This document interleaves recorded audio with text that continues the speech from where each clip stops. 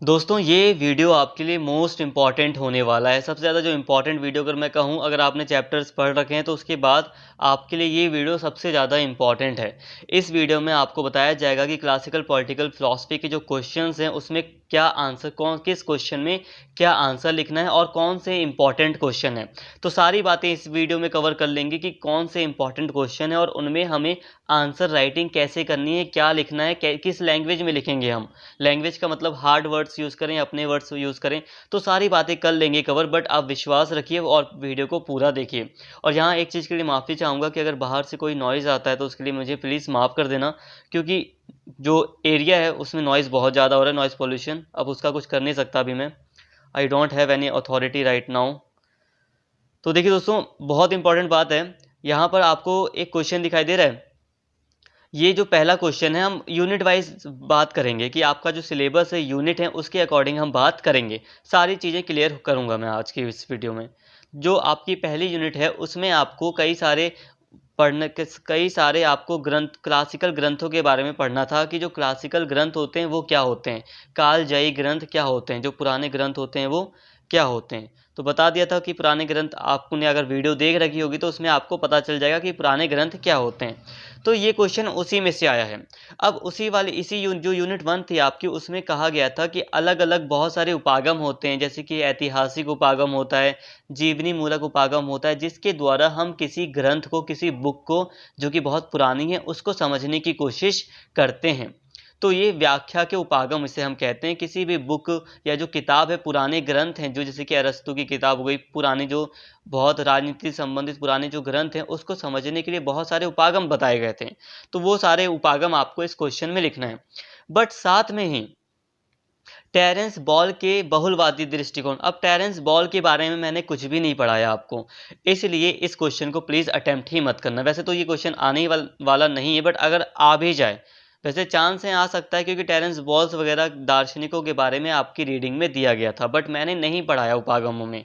मेरी यही एक कमी थी कि जो यूनिट 1 थी उसमें जो उपागम वाला जो टॉपिक है वो मैंने आपको सही से आपके लिए कवर नहीं कराया। मैंने जो कराया है वो ऐसे कराया है कि अगर क्वेश्चन आता है कि अलग-अलग उपागमों की विवेचना कीजिए, जैसे कि यहाँ पे लिखा है ना, व्याख्या के विभिन्न पद्धतियों की संक्षिप्त में विवेचना कीजिए। अगर क्वेश्चन सिर्फ इतना आता है तो आप मेरे सारे उपागम लिख देना। जितना भी मैंने यूनिट 1 की पार्ट 2 वीडियो है तो उसमें जितने भी उपागम आपको बताए हैं वो सारे के सारे आप इसमें लिख सकते हो।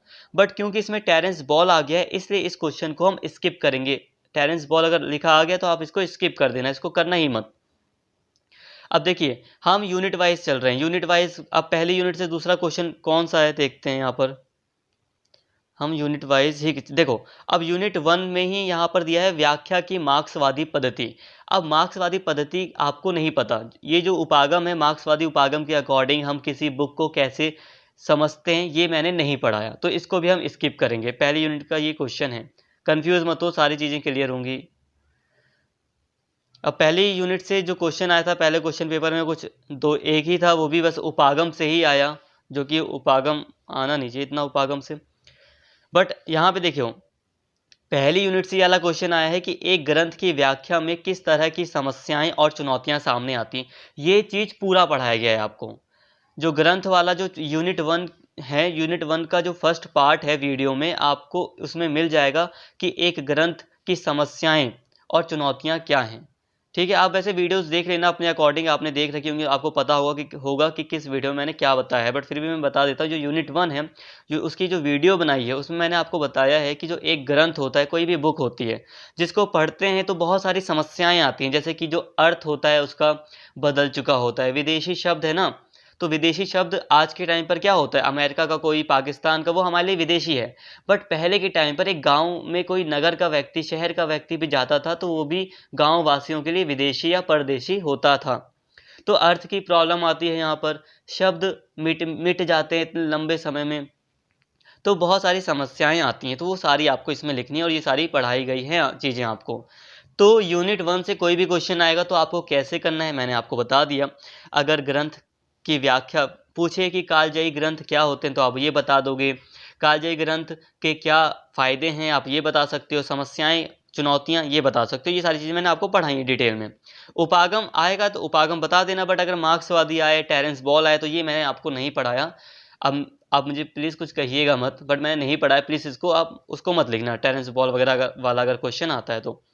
अब देखते हैं यूनिट 1 से कोई और क्वेश्चन है या नहीं। नहीं, यूनिट 1 से अब कोई और क्वेश्चन नहीं है। अब जाते हैं, देखो दोस्तों ये जो क्वेश्चन पेपर है इसके बाद स्टडी करने के बाद हम एक दूसरा क्वेश्चन पेपर भी देखेंगे। ये जो अभी देख रहे हैं ना, इसके बाद हम एक और क्वेश्चन पेपर देखेंगे, तो वीडियो में एंड तक आप बने रहना। तो फर्स्ट यूनिट मैंने आपको क्लियर कर दी क्या क्या करना है क्या नहीं करना। अब जो देखो अब बात करते हैं सेकंड यूनिट की, जिसमें हमें प्लेटो को पढ़ना था, अरस्तु को भी पढ़ना था, बट हम पहले प्लेटो की बात करेंगे। देखो, प्लेटो के पारलौकिक प्रत्ययों के सिद्धांत का वर्णन कीजिए, शुभ के प्रत्यय की विवेचना कीजिए। इसको 1 मिनट, इस क्वेश्चन को यहीं पर आप स्टॉप करो, जब दूसरा क्वेश्चन समझाऊंगा ना तब आएगा। अब प्लेटो से रिलेटेड कोई दूसरा क्वेश्चन है यहाँ पर, हाँ ये है, राज्य व्यक्ति का विराट स्वरूप है, उपरोक्त कथन के संदर्भ में प्लेटो के न्याय सिद्धांत की व्याख्या कीजिए। अब देखो यहाँ पर एक चीज बोल रहा है कि जो राज्य है वो व्यक्ति का विराट स्वरूप है, प्लेटो ने ये सारी बातें कही थी। अब इसको आप उसके न्याय सिद्धांत के कॉन्टेक्स्ट में समझाओ। अब दोस्तों इसमें कंफ्यूज कभी मत होना, ये जो क्वेश्चन है वो डायरेक्टली आपसे पूछ रहा है, सॉरी इनडायरेक्टली आपसे पूछ रहा है, अप्रत्यक्ष रूप से ये कह रहा है कि दार्शनिक राजा वाली जो संकल्पना थी ना प्लेटो की, वो बता दो हमें। अगर ये लिखा होता दार्शनिक राजा शब्द यहाँ पे तो आप लोग बहुत इजी तरीके से कर लेते हैं, बट यहाँ पे लिखा है राज्य की व्यक्ति का स्वरूप ये है और न्याय का सिद्धांत, तो बहुत कंफ्यूजिंग लग रहा है कि भाई न्याय का सिद्धांत क्या था, प्लेटो का न्याय का सिद्धांत क्या था। अचानक से कोई पूछे, मुझसे ही पूछ ले, मैं नहीं बता पाऊंगा कि प्लेटो के न्याय का सिद्धांत क्या था। बट क्योंकि मुझे थोड़ी, मैंने पढ़ा, आपको पढ़ाया है, समझ है, तो मैं अब ध्यान से सोचूंगा समझूंगा तो बताऊंगा कि प्लेटो का जो न्याय सिद्धांत था ना, उस न्याय सिद्धांत में वो सद्जीवन की प्राप्ति के लिए दार्शनिक राजा की बात करता है। प्लेटो कहता है कि जो, देखो जितने भी दार्शनिक थे, प्लेटो गए अरस्तु गए, वो सभी वैसे मानते थे कि जो राज्य है ना वो व्यक्तियों से मिलकर बनता है, मतलब व्यक्ति एक छोटी इकाई हो गई और जो राज्य है वो व्यक्तियों से मिलकर बना है, मतलब राज्य बड़ा है। तो राज्य व्यक्ति का विराट रूप है, मतलब बड़ा रूप है। तो इसलिए पहले हम व्यक्ति को समझ लेते हैं, मानव को अगर हमने समझ लिया, प्लेटो कहता है, फिर अगर हमने मानव को समझ लिया तो हम राज्य को भी समझ जाएंगे। तो मनुष्य को समझने के लिए प्लेटो अपने न्याय के सिद्धांत में मनुष्य के गुणों को निर्धारित करता है कि जो कोई व्यक्ति है जिसके अंतर्गत इच्छा होती है तो उसे व्यापारी बनना चाहिए, कोई ऐसा व्यक्ति है जिसके अंदर साहस ज़्यादा है तो उसे सैनिक बनना चाहिए, कोई बुद्धिमान है तो वो दार्शनिक बनेगा। ये सारी बातें वो इसमें कहता है और ये सारी बातें आपको इसमें लिखनी है। फिर वो कहता है कि इन सब चीज़ों को कंट्रोल किया जाएगा न्याय के द्वारा, न्याय इन सबको कंट्रोल करेगा, मनुष्य के गुणों को कंट्रोल करेगा और सारी व्यवस्था को सही रखने के लिए, सब कुछ सही करने के लिए प्लेटो अपने न्याय के सिद्धांत में दार्शनिक राजा की बात करता है कि एक दार्शनिक राजा होना चाहिए। तो दोस्तों आपको इसमें दार्शनिक राजा की बात भी लिखनी है। वैसे ध्यान से सुनिए, जब आप इसकी वीडियो देखेंगे ना, मैंने आपको इस वीडियो पढ़ाया है प्लेटो का, आप उसमें जाइए देखिए, अगर आपको ना मिले तो मुझे बताना। डेफिनेटली मैं लिख कर दे रहा हूँ कि मैंने वहाँ पर इसका जिक्र किया है, चाहे आप लास्ट की 5 मिनट की वीडियो देखना।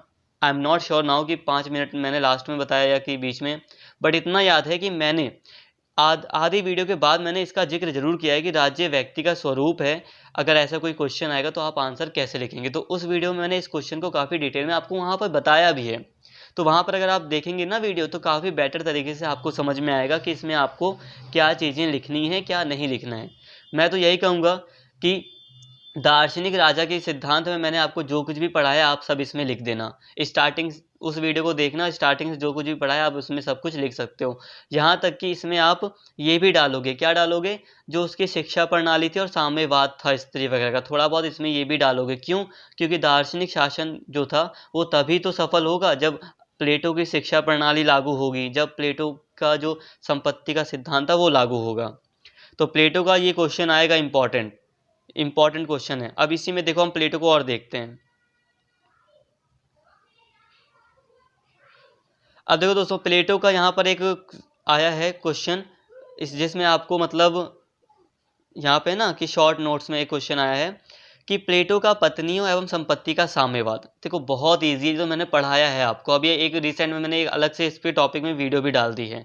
बाकी जो एक वीडियो थी प्लेटो की उसी में आपको ये पूरा टॉपिक मिल जाएगा। इसका आप डिट्टो आंसर लिख देना याद करके, समझ के, जैसे तैसे हो गया। तो प्लेटो से 2 क्वेश्चन मैंने अभी आपको बताए। अब और देखते हैं प्लेटो का। अब देखो, प्लेटो के दार्शनिक राजा या रानी की संकल्पना का आलोचनात्मक मूल्यांकन कीजिए। अब यहाँ पर देखो दोस्तों, ये जो क्वेश्चन है मोस्ट इंपॉर्टेंट है। अगर हम प्लेटो की बात करते हैं ना, तो प्लेटो में सबसे ज़्यादा जो इंपॉर्टेंट क्वेश्चन है वो यही है, दार्शनिक राजा। जो न्याय सिद्धांत वाला क्वेश्चन था वो भी इतना इंपॉर्टेंट नहीं है। अगर वो आ जाएगा तब भी आपको दार्शनिक राजा ही लिखना है उसमें, और मैंने वीडियो में जो पढ़ाया है उसके अकॉर्डिंग आप दार्शनिक राजा उसमें लिखेंगे। और इसमें दार्शनिक राजा का जो डायरेक्ट क्वेश्चन आता है तो इसमें भी आप दार्शनिक राजा वगैरह का सिद्धांत लिखेंगे, जो प्लेटो ने बताया था, अरस्तु नहीं, प्लेटो ने जो दिया था। इसमें आप साथ में एक समालोचना होती है कि कहाँ तक प्लेटो अपने दार्शनिक राजा के सिद्धांत में सही था, कहाँ तक गलत था, ये सारी बातें भी लिखनी है। मैंने निष्कर्ष में अपनी वीडियो में बताया, तो उसको आपको ऐड करना पड़ेगा। तो देखो, फर्स्ट यूनिट आपको समझा दी मैंने। फर्स्ट यूनिट में आपको क्या करना है, सेकंड यूनिट जो थी आपकी उसमें प्लेटो था। तो पहले जो प्लेटो है उसमें मैंने आपको बता दिया। प्लेटो में बस एक चीज़ याद रखना आपको, दार्शनिक राजा का सिद्धांत।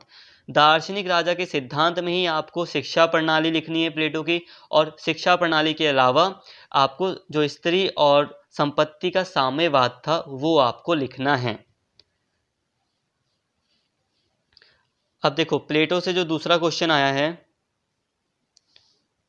एक और जो दूसरा क्वेश्चन है प्लेटो से, वो है कि प्लेटो द्वारा लोकतंत्र की आलोचना। जो ये चैप्टर था ना प्लेटो के ऊपर, मैंने जो वीडियो बनाई उसी में मैंने आपको लोकतंत्र की आलोचना भी बताया है। नहीं भी आपको पता तो अलग से भी मैंने एक प्लेटो के द्वारा लोकतंत्र की आलोचना से संबंधित मैंने वीडियो बनाई है, आप उसको भी देख सकते हैं। ठीक है, 2 मिनट की वीडियो, आपको समझ में आ जाएगा क्या उसने कहा था। तो यहाँ बात हो गई फर्स्ट यूनिट की बात हो गई, प्लेटो की बात हो गई, क्या करना है कैसे करना है, यहाँ तक हमने काफ़ी अच्छे से बात कर ली। अब आते हैं अरस्तु पर। देखो दोस्तों, ये क्वेश्चन छूट गया था ना प्लेटो का, ये वाला क्वेश्चन, इसमें भी आप दार्शनिक राजा के सिद्धांत को डाल सकते हो। ठीक है, डाल देना। वैसे तो आएगा ही नहीं ये वाला क्वेश्चन, अगर आ गया तो आप डाल देना कि वो दार्शनिक राजा के सिद्धांत को प्लेटो सही मानता था। ये सारी चीज़ें आप इसमें डाल सकते हैं। मैं आपसे यही कहूँगा कि जो वीडियोस बनाई हैं अगर आप उसको देख लेंगे अच्छे से तो सारी चीज़ें उसी में क्लियर हो जाएंगी, बट फिर भी मैं आप अलग से थोड़ा सा आपको यहाँ पे एक्सप्लेन कर रहा हूँ। अब एक क्वेश्चन आता है अरस्तु से। अब अरस्तु पे आ गए हम।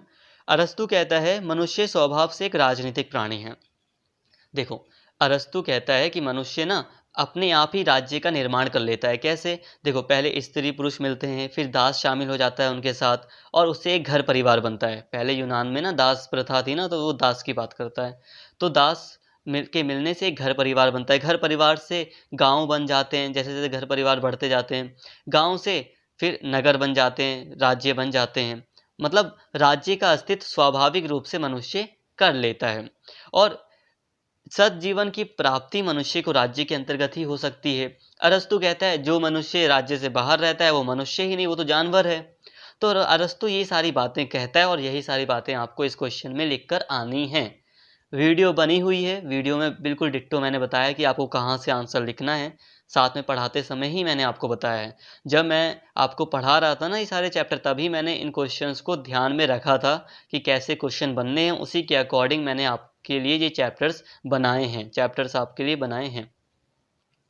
तो अरस्तु से एक और क्वेश्चन आ सकता है, अरस्तु के सर्वोत्कृष्ट व्यवहार्य का राज्य के विचार। ये इतना इंपॉर्टेंट क्वेश्चन नहीं है, ठीक है। इंपॉर्टेंट अलग से मैं बता दूं एक बार, बट अभी ये इंपॉर्टेंट क्वेश्चन नहीं है। इसमें आप ये बता सकते हो राज्य का स्वरूप वगैरह के बारे में। अरस्तु से और रिलेटेड क्वेश्चन किस तरह से आते हैं इसे देख लेते हैं। अरस्तु का नागरिकता का सिद्धांत बिल्कुल डिट्टो पढ़ाया गया है कि अरस्तु ने नागरिकता के सिद्धांत में क्या क्या बातें कही थी। अरस्तु ने कहा था स्त्रियां, दास ये नागरिकता के हकदार नहीं है, स्त्रियों को, दासों को नागरिकता नहीं मिलनी चाहिए। ये सारी बातें अरस्तु ने कही थी। तो अरस्तु के नागरिकता के सिद्धांत के बारे में मैंने आपको बहुत सारी चीज़ें पढ़ाई हैं। अगर आप उन सभी चीज़ों को पढ़ लेंगे तो बहुत अच्छे से आप अपने आप ही बना बनाकर लिख कर आ सकते हैं काफ़ी कुछ। और देख लेते हैं अरस्तु को।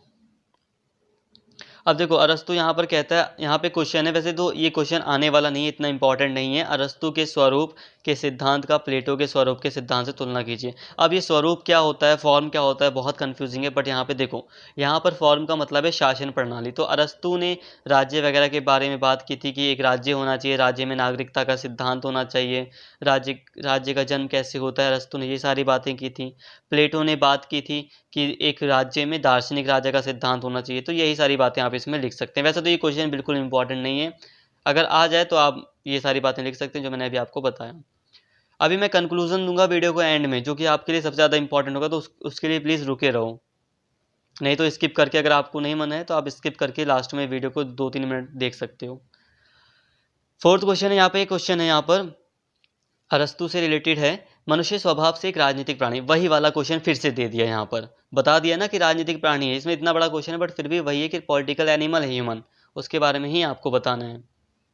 वीडियो आप देखोगे आपको समझ में आएगा। प्लेटो नहीं, अरस्तु का न्याय सिद्धांत, हाँ ये रटने वाली चीज़ है। जो अरस्तु का जो न्याय सिद्धांत है, इस पर मैंने वीडियो बनाई है, इसमें आप देखोगे कि जो अरस्तु का न्याय सिद्धांत है, इसमें अरस्तु ने 2 प्रकार के न्याय की बात की है, एक वितरण न्याय है, एक परिशोधन, ऐसे कुछ प्रतिवर्ती न्याय वगैरह है।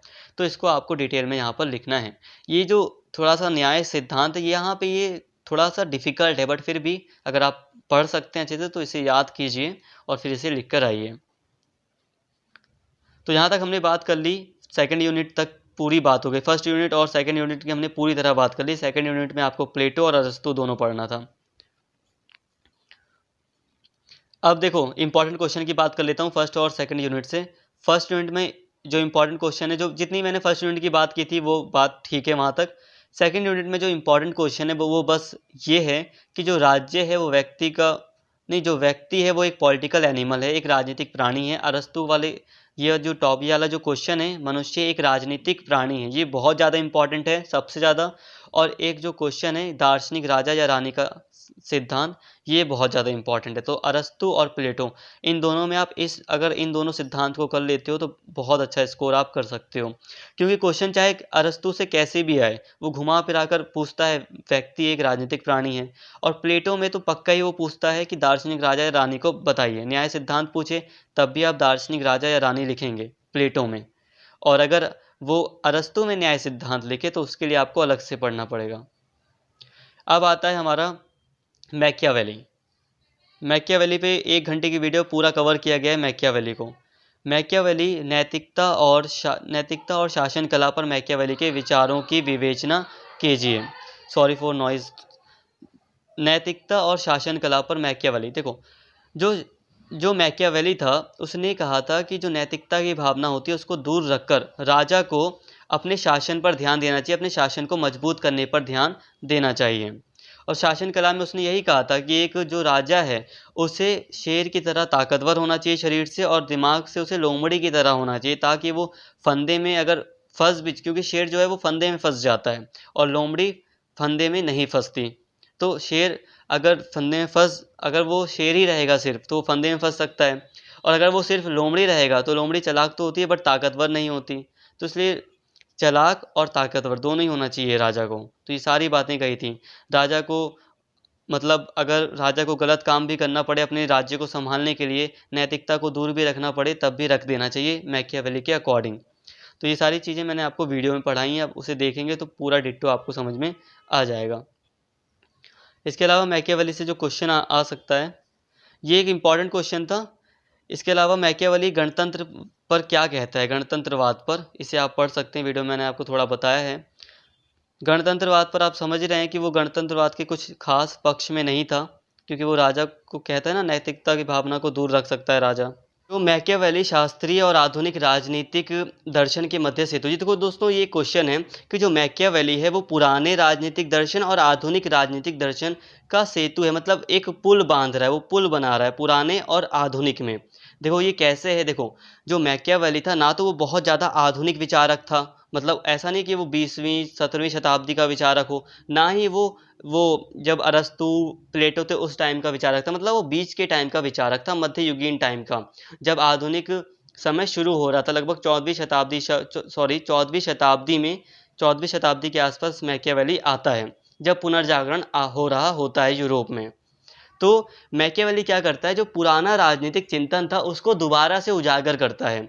जैसे पुराने विचारक थे ना, तो वो जो विचार थे पुराने अरस्तु प्लेटो के, ये विचार लुप्त हो चुके थे यूरोप में।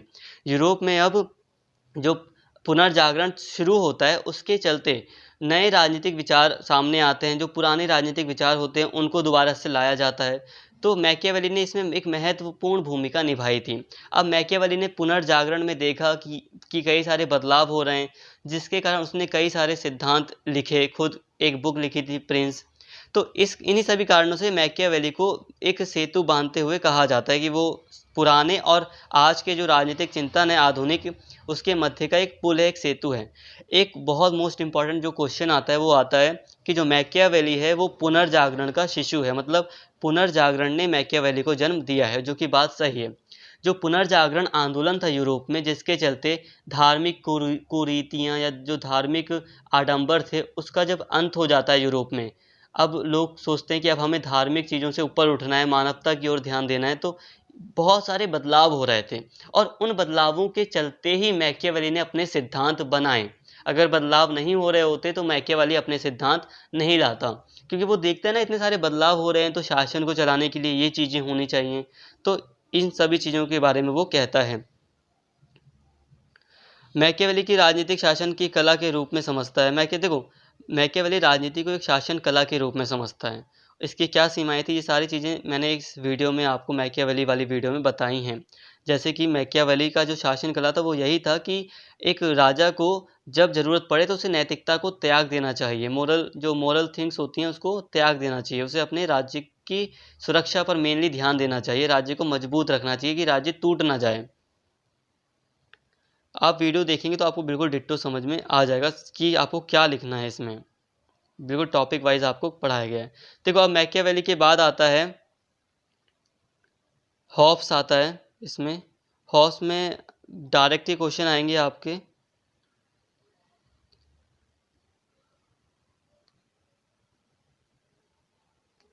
हॉब्स कहाँ रह गया, हॉब्स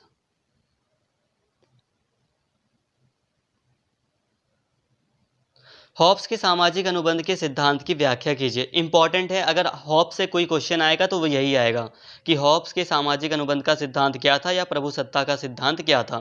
तो हॉब्स ने दो ही सिद्धांत प्रमुख रूप से जाने जाते हैं, हॉब्स के सामाजिक अनुबंध और प्रभुसत्ता का सिद्धांत, जो कि इससे जुड़ा हुआ है।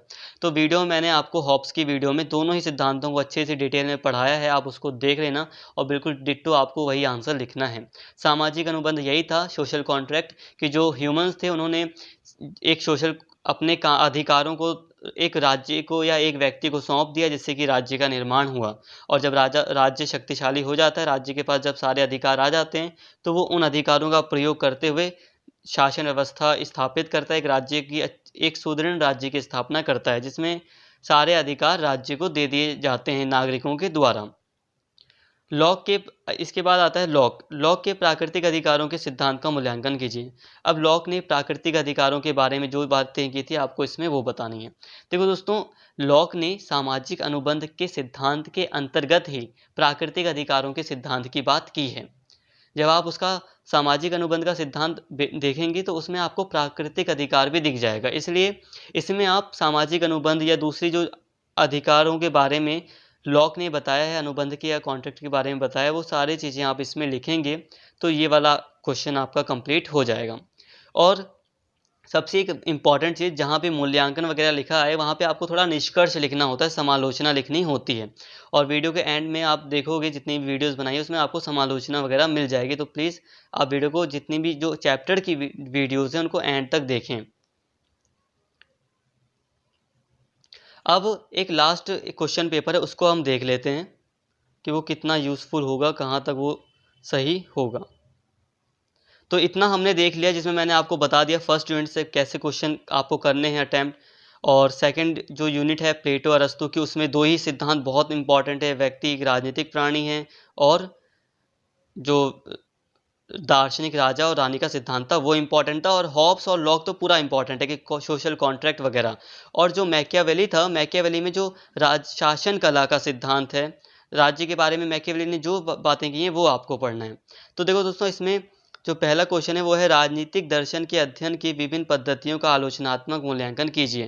तो ये चीज़ें मैंने आपको बताई हैं, इसमें आप कर लेंगे कि जो अलग अलग उपागम है वो सारी चीज़ें आपको इसमें करनी है, चाहे ऐतिहासिक उपागम या जो भी उपागम है।